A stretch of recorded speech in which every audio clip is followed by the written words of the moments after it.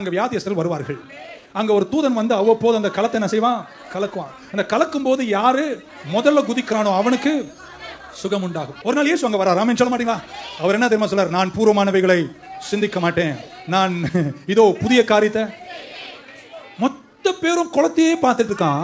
அவர் பார்த்தா நீங்க அங்கேயே பாருங்கடா, நான் இங்க போறேன்னு சொல்லிட்டு ஒருத்தன் கிட்ட போய் சொன்னாரு, இந்த குளம் கலக்காமலே உன்னை நடக்க வைக்க என்னால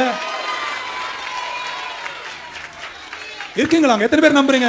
You need discernment, you need flexibility to understand the leadings and the timings of God.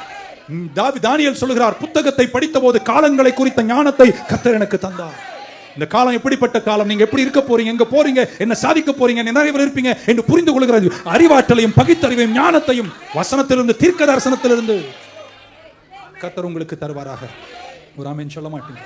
இன்னும் ஒன்னு சொன்னா நீங்க புரிஞ்சுப்பீங்க. பைபிள் சொல்லுகிறது உன் கையின் பிரயாசத்தை. ஆமா, என் ஆண்டவர் நினைச்சார்னா ஒரு மனுஷன் அனுப்பி நீ காலமெல்லாம் செஞ்சத ஒரே மனுஷனை கொண்டு ஆசீர்வதிக்கும். சிலருக்கெல்லாம் ஒரு சந்தோஷம், அப்பாடா பாஸ்டர் சோத்திரம், இதோட நான் வேலைக்கு போற மாதிரியே நான் ஜெபம் பண்ணிட்டே காத்திருப்பேன், அவர் வருவார், அவர் வரமாட்டார்.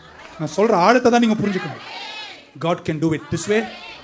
உன் கையின் பிரயாசத்தை அவரால் ஆசீர்வதிக்க முடியும். அவர் தேவைப்பட்டா 430 வருஷத்துல உன்னால சம்பாதிக்க முடியாதத ஒரே நாளில கொடுக்கவும் என் தேவனால. அதுக்குன்னு வேலைக்கு போகாம கர்த்தர் நம்மோடு இருக்கிறார்.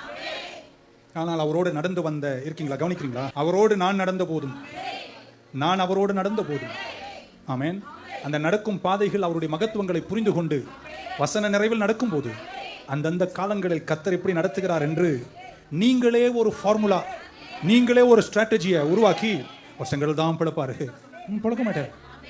இந்த முறை செங்கல்லாம் கிடையாது. அவர் உன்னை வாணுவார். நீ தைரியமா காலை தூக்கி தண்ணி மேல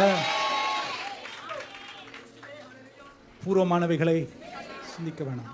இதோ பக்க எங்க எங்க இருக்க நீ, இதோ கொஞ்சம் இங்க பாரு. நான் சிலதெல்லாம் சொல்ல விரும்புறேன், கொஞ்சம் கவனி. அங்க இங்கெல்லாம் அலசடிப்படாத, டிஸ்ட்ராக்ட் ஆகாத, ஃபோக்கஸ்டா இரு, கவனமா இரு. ஏன்னா நான் காலங்களில் உங்க கூட என்ன செய்வேன், பேசுவேன். இப்ப சொல்ற, இதோ நான் புதிய காரியங்கள். இது வரைக்கும் இப்படி சொல்ல போறேங்க. எத்தனை பேர் காற்றையும் காண மாட்டீங்க, மழையும் காண மாட்டீங்க, மேகத்தையும் காண மாட்டீங்க, ஆனால் என் கர்த்தர் வாய்க்காலை நிரப்புவார்.